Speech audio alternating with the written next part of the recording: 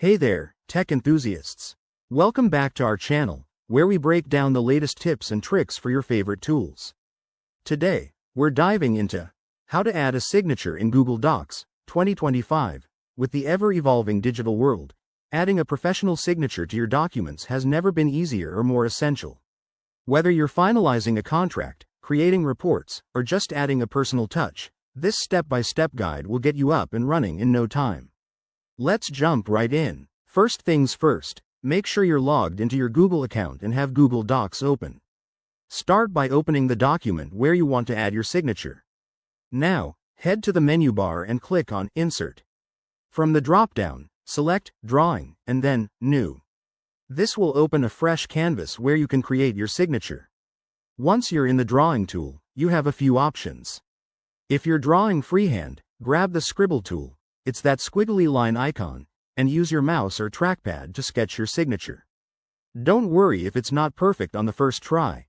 You can undo and redo as needed. Alternatively, if you have a scanned image of your signature, click on the image icon to upload it. Resize and position it just right, then add any finishing touches like your name or date using the text box tool. After you're happy with how it looks, hit the Save and Close button. Your signature will now appear in your document as an image you can drag and resize. To make it official, you might want to set it as a reusable element.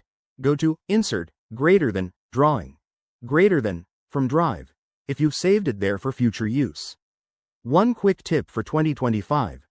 Google has enhanced integration with add-ons, so if you need more advanced features like electronic signatures with verification, check out the add-ons menu under Extensions.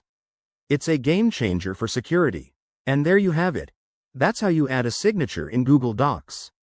This method is straightforward, saves time, and keeps your documents looking professional. If you found this tutorial helpful, give it a thumbs up, subscribe for more tech tips, and drop a comment below if you have any questions. Thanks for watching, and I'll see you in the next video.